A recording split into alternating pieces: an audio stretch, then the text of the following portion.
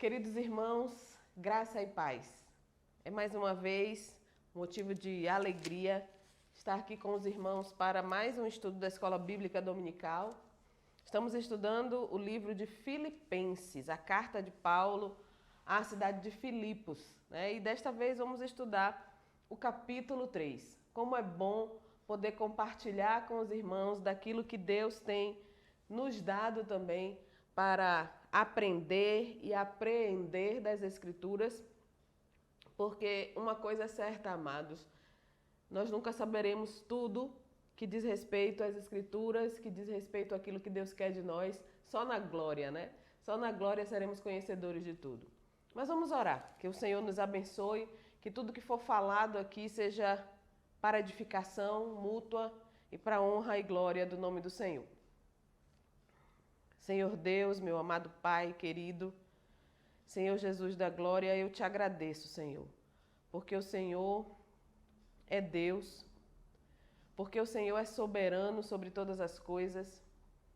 E mesmo, Senhor, quando nós não entendemos os processos pelos quais passamos, as situações nas nossas vidas, mesmo quando nós não compreendemos o quadro todo, Senhor, nós temos a segurança de que Tu estás no comando, de que Tu tens em Tuas mãos o total controle das nossas vidas. Pai, muito obrigada, porque o Senhor é Deus soberano na história.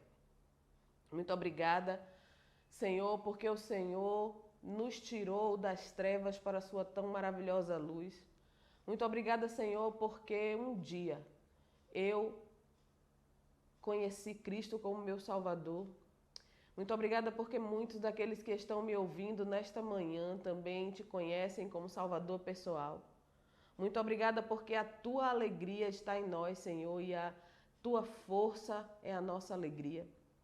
Eu te rogo, Senhor, neste momento por aqueles que não te conhecem, Deus, que não sabem a paz que há em te seguir, que não compreendem, Senhor, porque muitas vezes, apesar das situações, dos problemas, das angústias porque nós passamos, nós continuamos, nós olhamos para frente e nós prosseguimos para o alvo, porque o Senhor é conosco. Ó Pai, ser com essas pessoas que elas tenham, Pai, a oportunidade de ouvir falar da Tua palavra. Usa, Pai, este canal, usa este estudo que ora fazemos, para que a Tua palavra chegue ao coração, às mentes daqueles que não te conhecem. E que o Teu Santo Espírito faça uso desta ferramenta da tecnologia, Senhor, para alcançar corações perdidos. Nós te rogamos por tantos quantos ouvirão a Tua palavra através deste estudo, que o Espírito Santo os constranja e os aproxime de Ti. Pai, nós te rogamos.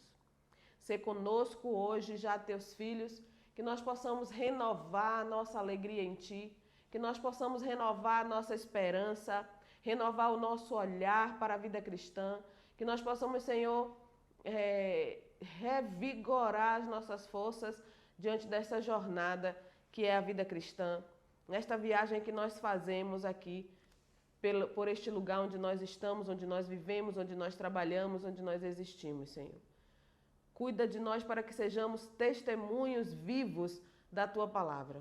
Senhor, para que o Teu Evangelho não seja de hipótese alguma, escarnecido pelo nosso testemunho, pela nossa maneira de viver, mas que ao contrário, Senhor, nós sejamos pequenos cristos, como o nosso nome de cristão diz, que nós imitemos o Senhor Jesus Cristo em tudo, que nós vivamos somente para a honra e glória do Teu nome. Usa-nos, Senhor, como instrumento nas Tuas mãos, para a edificação do Teu povo nesta igreja e aqui na terra, em nome de Cristo, Teu Filho. Amém. Amém. Vamos, irmãos, eu gostaria de encorajar os irmãos, as irmãs a estarem com as suas Bíblias na mão. Mais uma vez, falo sobre isso, né? Todas as vezes, repito, porque é importante, irmãos. Quando nós estamos em casa somente ouvindo, também é importante, mas alguma coisa vai passar. Então, se a gente senta e pega um caderninho, uma caneta, acompanha a leitura, o estudo tem uma maior profundidade para nós. Mas se você não pode fazer isso nesse momento, se você está dirigindo, se você está em deslocamento, se você está fazendo uma outra coisa, não precisa desligar, porque você não pode sentar e fazer anotações. Continue ouvindo e a palavra de Deus achará guarida no seu coração. Mas se você pode, então pare por um momento, pegue a sua Bíblia, pegue um caderno para anotações, pegue um lápis e vamos conosco aprender um pouco mais sobre o que Deus quer para nós. Vamos então abrir as nossas Bíblias em Filipenses capítulo 3. Nós vamos ler em primeira mão somente até o versículo 11. Vamos discorrer um pouco sobre essa parte e depois leremos então a segunda parte. Filipenses capítulo 3, dos versos 1 a 11. Quanto ao mais, irmãos meus, alegrai-vos no Senhor. A mim não me desgosta e é segurança para vós outros que eu escreva as mesmas coisas. Acautelai-vos dos cães, acautelai-vos dos maus obreiros, acautelai-vos da falsa circuncisão. Porque não é que somos a circuncisão, nós que adoramos a Deus, porque nós é que somos a circuncisão. Nós que adoramos a Deus no Espírito e nos gloriamos em Cristo Jesus e não confiamos na carne. Bem que eu poderia confiar também na carne. Se qualquer outro pensa que pode confiar na carne, eu ainda mais. Circuncidado ao 8º dia, da linhagem de Israel, da tribo de Benjamim, hebreu de hebreus, quanto à lei, fariseu, e quanto ao zelo, perseguidor da igreja. Quanto à justiça que há na lei, irrepreensível. Mas o que para mim era lucro, isto considerei perda por causa de Cristo. Sim, deveras considero tudo como perda por causa da sublimidade do conhecimento de Cristo Jesus, meu Senhor, por amor do qual perdi todas as coisas e as considero como refúgio para ganhar a Cristo e ser achado nele, não tendo justiça própria que procede de lei, senão a que é mediante a fé em Cristo, a justiça que procede de Deus, baseada na fé, para o conhecer e o poder da sua ressurreição e a comunhão dos seus sofrimentos, conformando-me com ele na sua morte, para de algum modo alcançar a ressurreição dentre os mortos. Então, vamos ler somente até aí, depois nós continuamos então a leitura. Vamos discorrer sobre essa primeira parte do capítulo 3, que o nosso objetivo hoje é falar sobre todo o capítulo 3, né? Nesses estudos até aqui, eu e o pastor Eber, né, estamos alternando, nós já falamos para os irmãos que o livro de Filipenses, a carta de Paulo aos Filipenses, ela é também conhecida como a carta da alegria, né? Muitas vezes nessa carta, Paulo recomenda-nos a alegria, o alegrarmos-nos, o regozijarmos-nos no Senhor. Tem vários textos alegres. E mais uma vez, Paulo vem fazendo aqui um fechamento ao que vinha sendo dito no capítulo 2, e ele diz: quanto ao mais, irmãos meus, alegrai-vos no Senhor. É essa a recomendação. Alegrai-vos no Senhor. E aqui, irmãos, essa expressão no Senhor é de grande importância, porque a nossa alegria não está baseada em coisas que passam. A nossa alegria não está baseada em uma postagem no Instagram, numa viagem que nós fazemos. A nossa alegria não está ou não deve estar baseada nos nossos relacionamentos. A nossa alegria não deve estar baseada no que os nossos filhos realizam ou fazem para nós, e no meu caso até no que a nossa neta, né, no que a minha neta faz ou deixa de fazer, que me alegre, que me agrade, um beijinho e tal. Essas coisas nos trazem momentos de alegria, mas essa não deve ser a raiz da nossa alegria.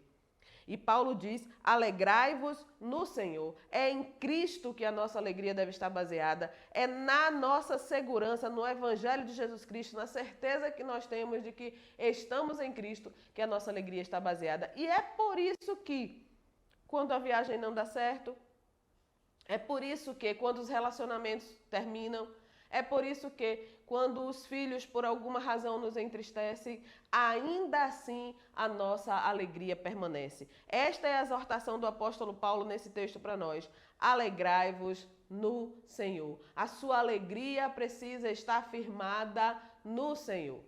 Alegrai-vos no Senhor. No versículo 2 em diante, Paulo começa então a nos fazer um alerta, dá-nos um aviso sobre os falsos mestres. Ele usa 3 vezes o verbo acautelai-vos. É um imperativo que traz aqui na língua portuguesa, traduzindo, né, do original do grego. E ele diz, olha, tenha cautela, tenha cuidado, tenha cuidado. É uma ordem, é um imperativo. Você, igreja de Deus, você, servo do Senhor, tenha cuidado com os falsos mestres. Irmãos, o nosso tempo está cheio de falsos mestres. Esta era que nós vivemos, o que nós vemos por todo lado, assim como, na verdade, lá no primeiro século, nós estamos rodeados de falsos mestres. E aí ele vai dizer alguns... vai dar características para esses falsos mestres. Ele vai dizer, acautelai-vos dos cães. Alguém pode dizer assim, mas um cão, um cachorrinho tão bonitinho, o melhor amigo do homem e tal. Mas vamos lembrar que esse texto foi escrito numa época diferente. Nesta época, os cães eles eram animais ferozes, podemos dizer assim. Eles andavam em bando, né, como se fossem alcateias, nas matilhas, e eles derrubavam lixo, faziam algazarra. Eles eram realmente animais de imundícia, né? Que lidavam com o lixo no chão, né? E o apóstolo Paulo está dizendo aqui, olha, você tenha cautela desse tipo de pessoa que remexe o lixo, né? Que vai no mais baixo da situação, que procura trazer situações que não são agradáveis. Tenha cuidado com essas pessoas que se comportam assim. Tenha cuidado com os maus obreiros. E aqui, quando Paulo fala dos maus obreiros também, ele podia estar pensando no que acontecia nessa época, que eram os judaizantes. Quem eram os judaizantes?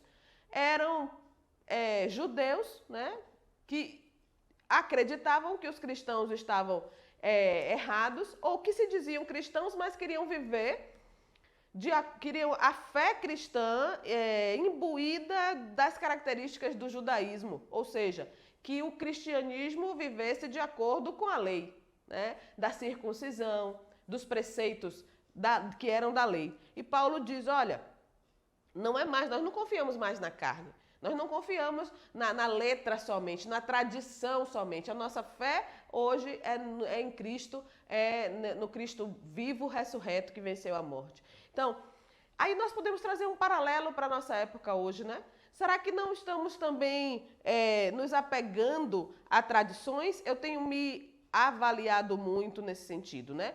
Muita coisa pode ser religiosidade.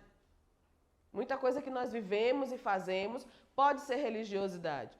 Não estou dizendo com isso que a religiosidade seja de todo negativa. Por exemplo, às vezes nós que fomos criados no Evangelho, eu tive o privilégio de nascer e ser criada no lar cristão.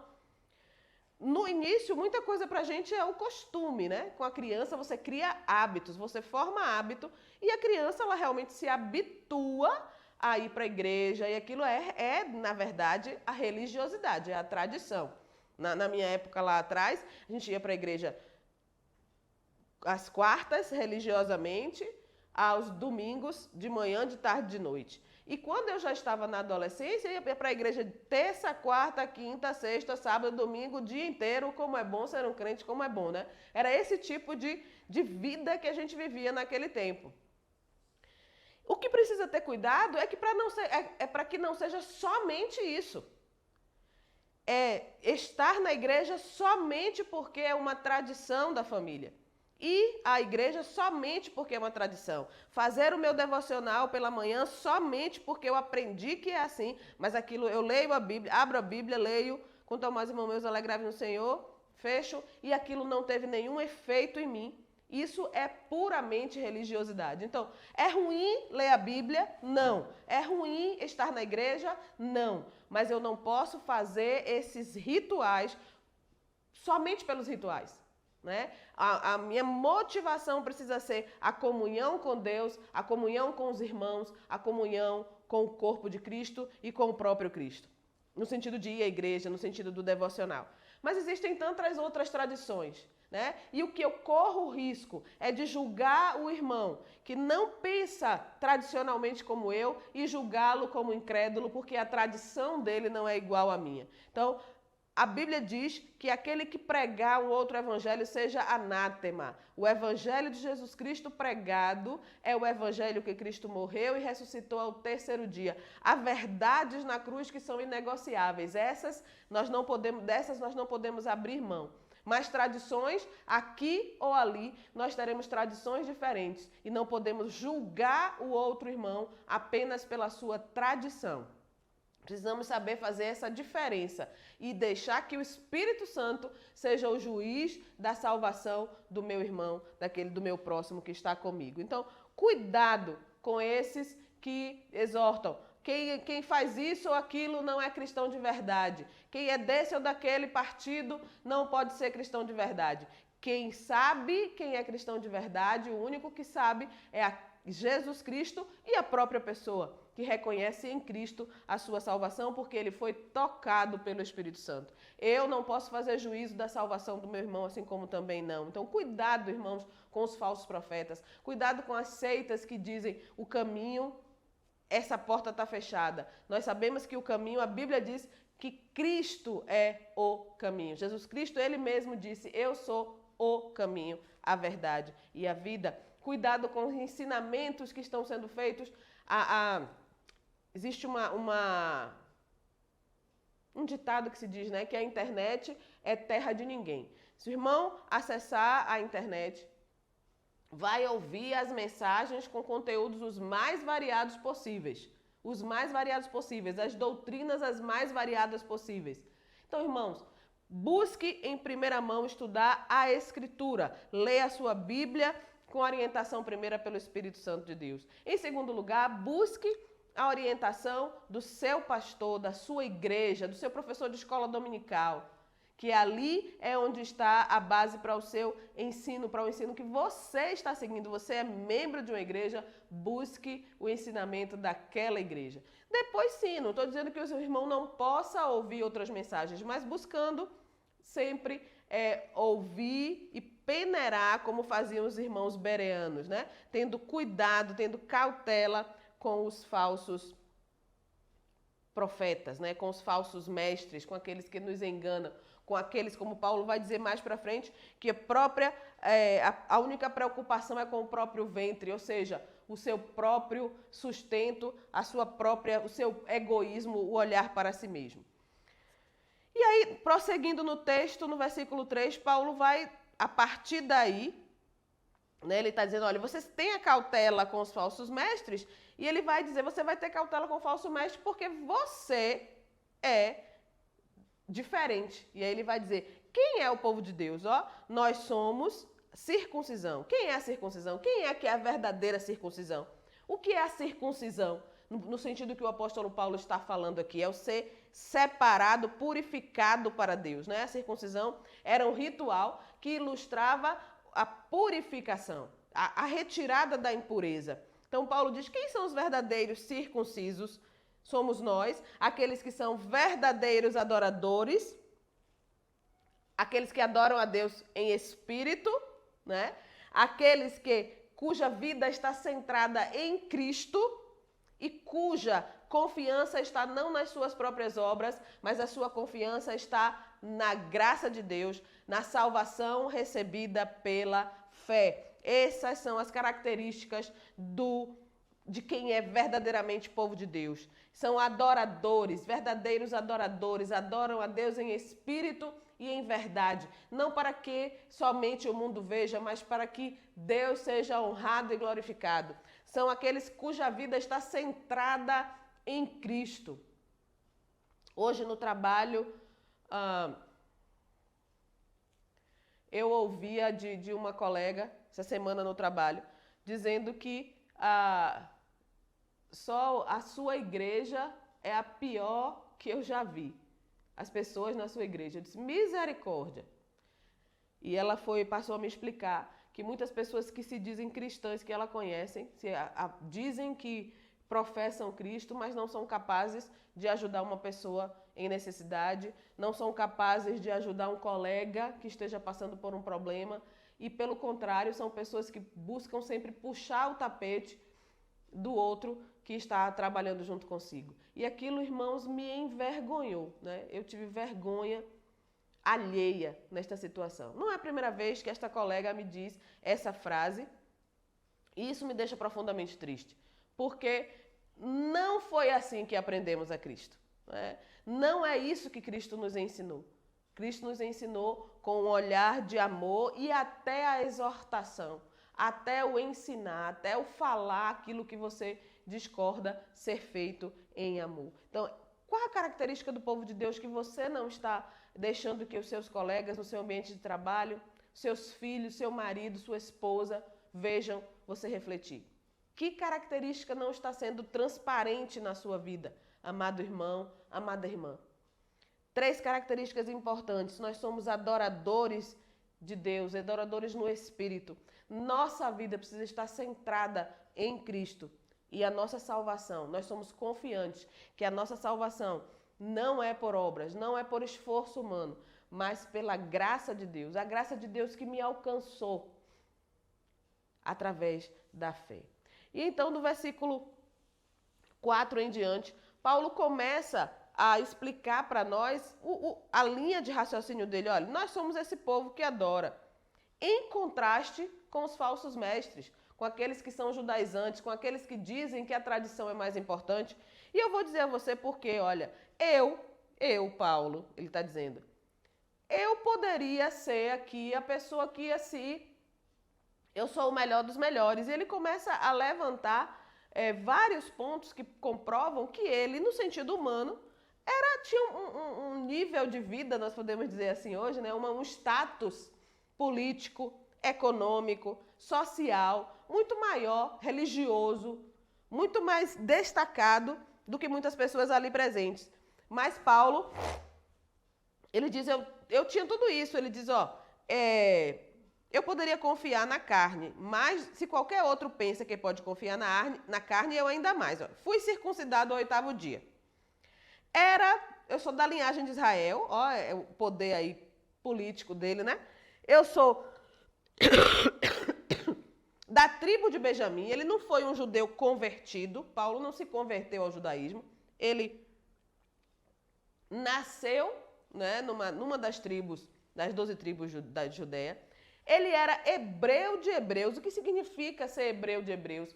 Ele era um hebreu que não se contaminou, né, com a cultura da época. Ele era um hebreu que falava a língua aramaica, que era a língua falada entre os judeus naquela época, apesar de ser conhecedor do grego. Nós sabemos que ele escreveu, né, as cartas em grego, mas ele conferia no original, ele era conhecedor também da sua linhagem, da sua origem, da sua linguagem, da sua cultura. Por isso ele diz hebreu de hebreus. Quanto à lei, fariseu, ele era do partido, do grupo religioso mais caxias que existia naquela época, né? Os fariseus, eles pecaram por colocar a tradição acima do próprio Deus, mas eles eram conhecedores profundos da Torá, daquilo que Deus queria que eles fizessem. Então, e ainda ele diz, quanto ao zelo, como judeu, eu fui perseguidor da igreja. Eu estive ali presente, eu fui buscar cartas para matar os cristãos, né? E quanto à justiça que há na lei, irrepreensível. Ele estava dizendo, eu tentei fazer tudo como estava na lei. Eu fui irrepreensível nesse sentido. Eu consegui manter ali o meu status de judeu do início a fim.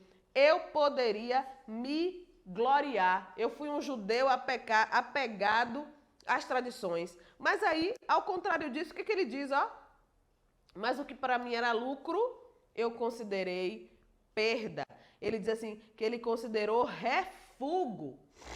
É como se ele estivesse dizendo assim, como se fosse até lixo hospitalar, sabe? Esse lixo mais lixo que a gente pode existir, né? Isso para mim era nada. Isso tudo que eu tinha em alta conta antes de conhecer Cristo. Eu achava que eu era vou usar uma onomatopeia aqui, eu achava que eu era o bam, e eu fazia aquilo porque aquilo para mim era importante, era o que me faria chegar mais perto de Deus. Mas quando eu conheci Cristo, aquilo tudo se tornou lixo. E o evangelho se tornou lucro para mim, porque Paulo passa a dizer aqui, porque Cristo é maior do que qualquer ritual. Porque Cristo é maior do que qualquer tradição. Porque conhecer a Cristo está, irmãos, para além do âmbito intelectual. Conhecer a Cristo não é saber, simplesmente onde Jesus, que ele foi um homem real, onde ele nasceu, filho de quem, onde ele morreu, por que morreu, como morreu, que ele foi um homem bom. Isso são conhecimentos intelectuais. Mas conhecer a Cristo, como Paulo conheceu e como ele nos orienta a conhecer, é conhecer a Cristo de maneira íntima, é ter um relacionamento íntimo com ele, é conversar com ele nas madrugadas, no dia a dia, é ter relacionamento. Não existe outra forma de dizer isso. É ter relacionamento. Amar Cristo. Perdão, irmãos. Amar Cristo coloca as pessoas e coisas na perspectiva correta. Quando eu amo a Cristo e o amor de Cristo flui através de mim para as pessoas, tudo passa a ter uma perspectiva correta. Não é mais importante os meus bens materiais, não são mais importantes os meus bens materiais. Não é importante a cor da minha pele ou a cor da pele do outro que está ao meu redor. Não é mais importante o meu nível, o meu status social. E com isso aqui, amados, eu não estou dizendo que as políticas públicas para reparação social não são importantes. Não é isso que eu estou dizendo. Eu estou dizendo no âmbito de fé, no âmbito espiritual. Essas coisas não deveriam ser importantes para nós. É a ideia, irmãos, de que eu vou tratar o outro como Cristo trataria. Não deveria ser necessário que o meu irmão, que tem um nível social menor do que eu, ou um nível de estudos, que ele precisasse lutar para ter a mesma coisa que eu tenho na igreja, na comunidade onde eu vivo. Era para que ele recebesse isso como dádiva, porque é assim que Deus quer que nós tratemos uns aos outros. E uma sociedade que vivesse cristamente falando, uma sociedade que fosse realmente cristã, ela refletiria isso.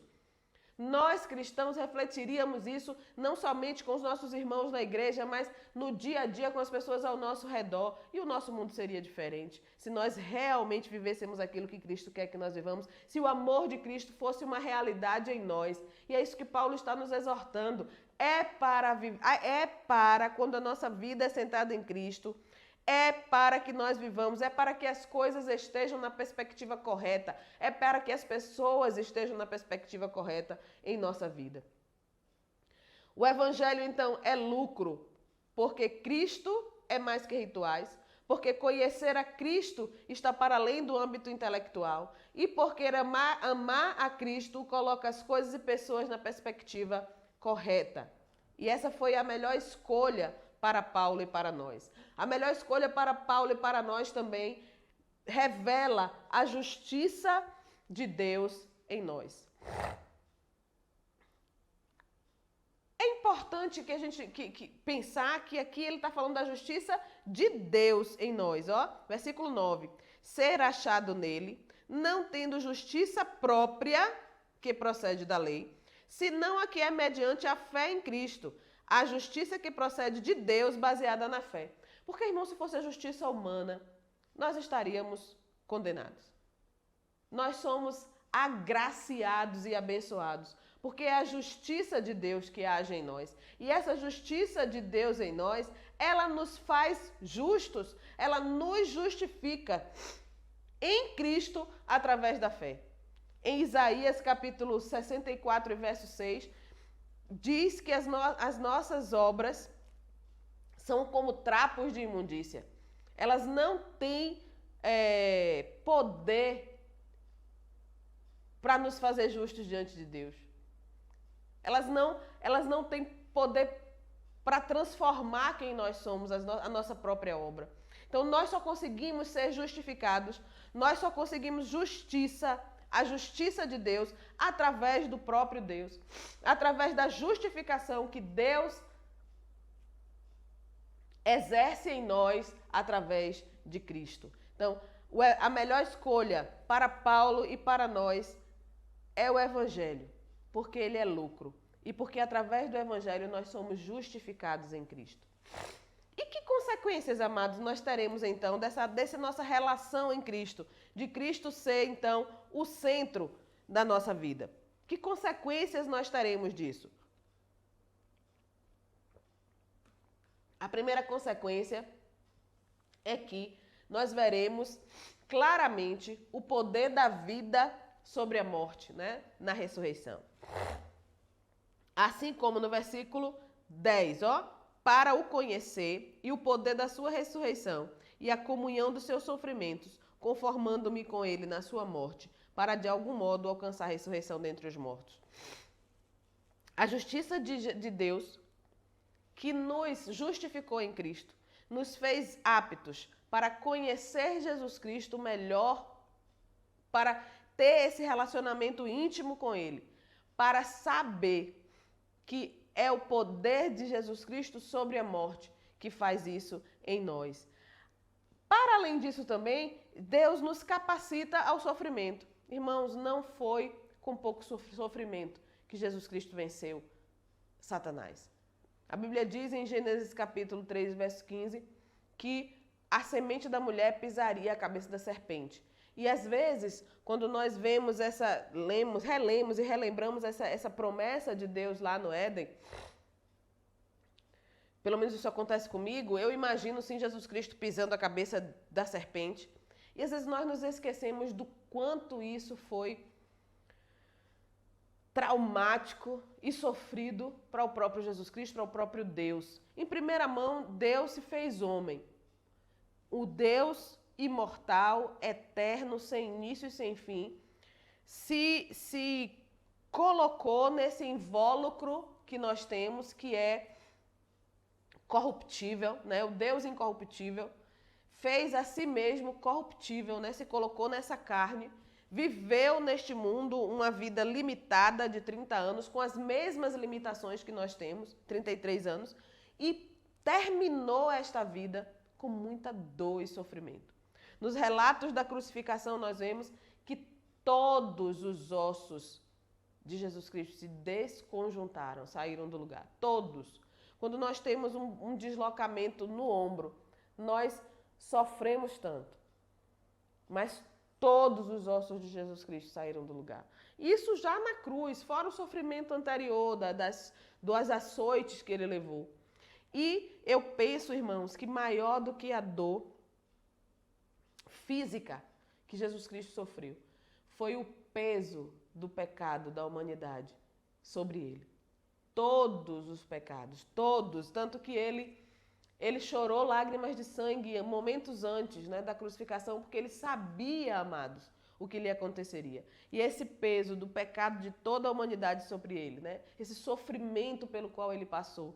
Paulo está dizendo aqui, que nós temos a comunhão desses sofrimentos. Então, o Evangelho, nosso relacionamento com Cristo nos capacita a enfrentar a dor, a enfrentar o sofrimento. Jesus Cristo não nos prometeu que seria só vitória, que seria vitória com sabor de mel o tempo todo, não. Ele diz, no mundo tereis aflições, mas tende bom ânimo, eu venci o mundo. Esse é o ânimo. Ele venceu o mundo e ele venceu pela morte, ele venceu pela dor. Então, o relacionamento com Cristo, ele nos capacita a enfrentar o sofrimento. E em terceiro lugar, né, nas consequências do nosso relacionamento com Cristo, ele nos anima a viver a bendita esperança, né? Que ele se para de algum modo alcançar a ressurreição dentre os mortos. Irmãos, essa é a nossa bendita esperança de que nós estaremos um dia com Cristo nos ares. Esta é a nossa bendita esperança.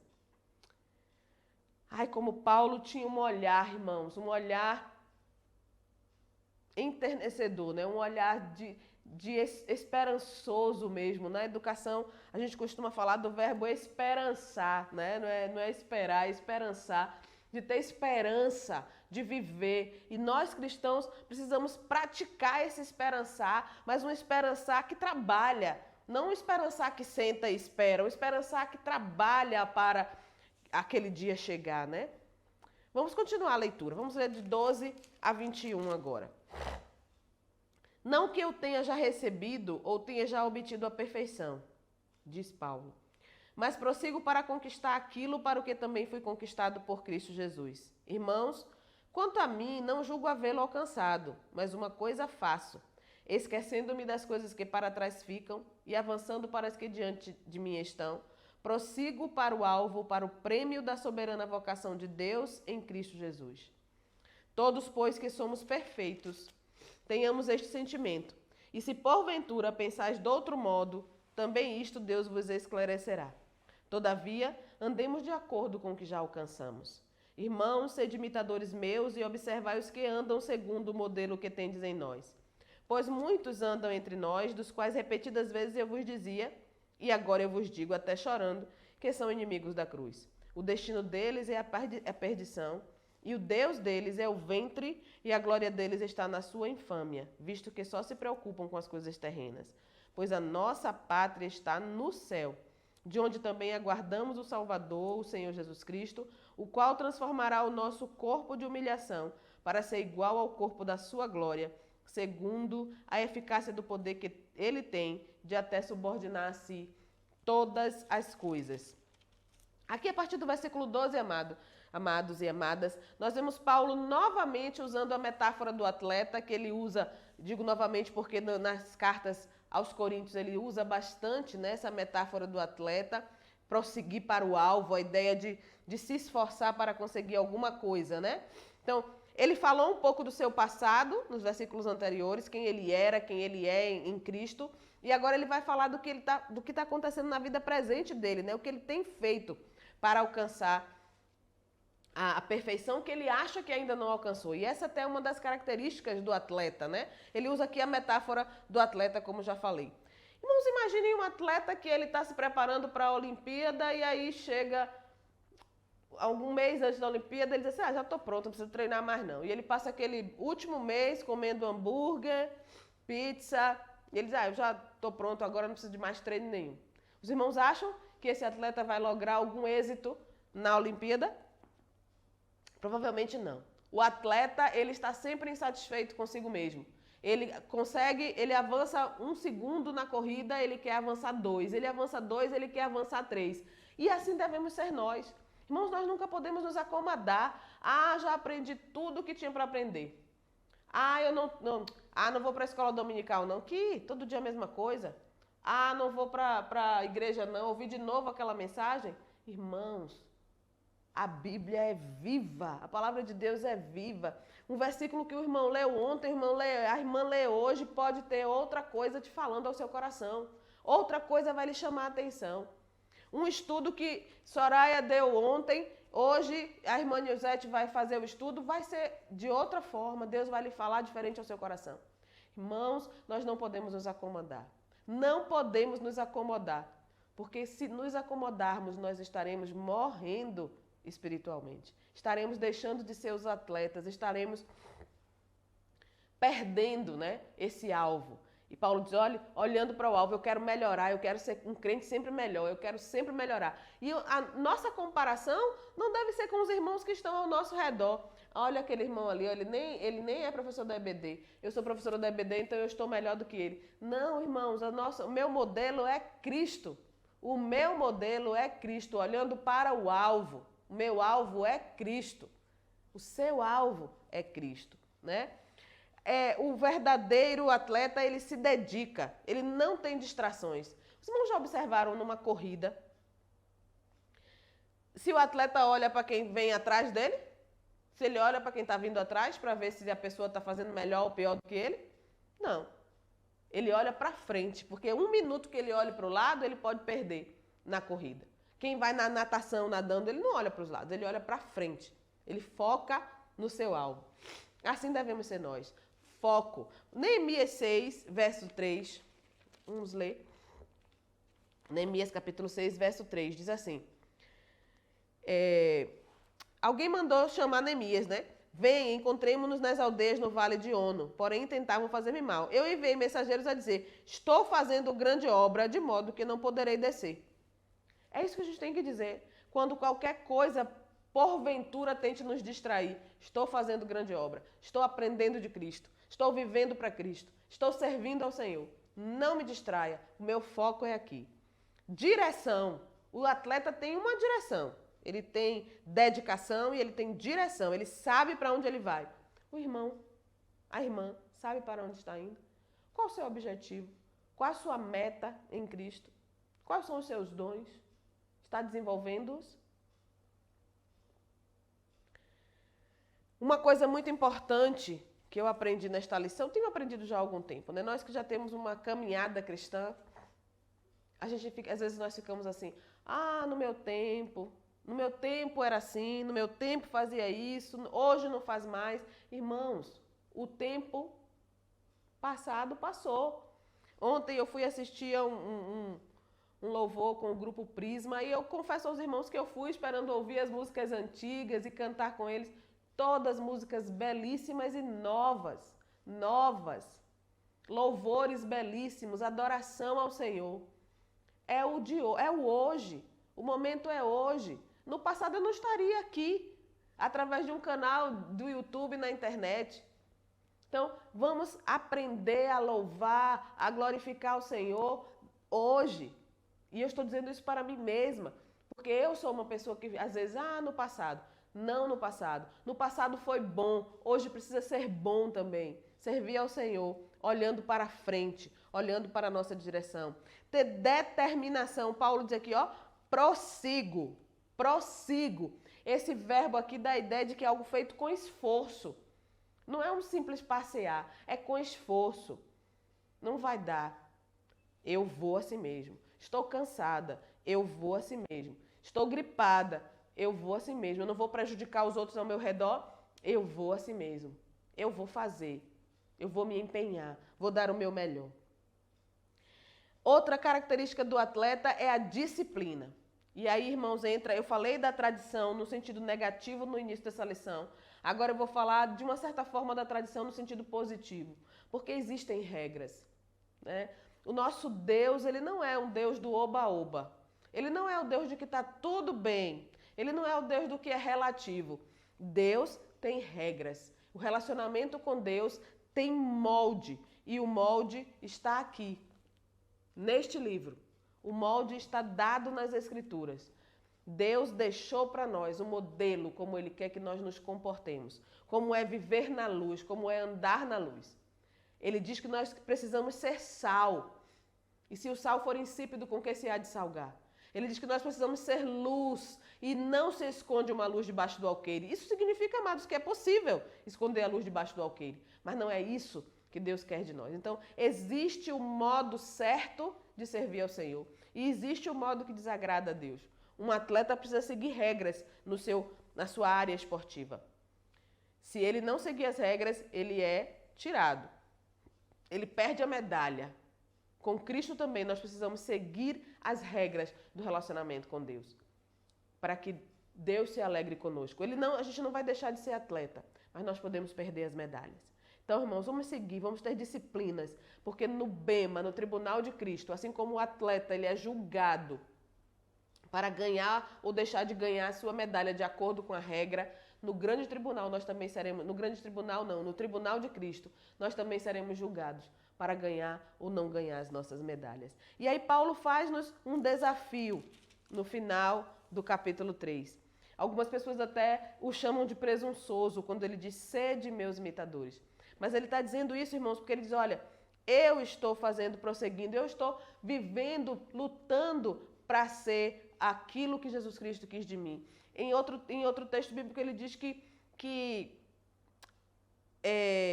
humilha o seu corpo, né? E submete à escravidão. Ele se esforça,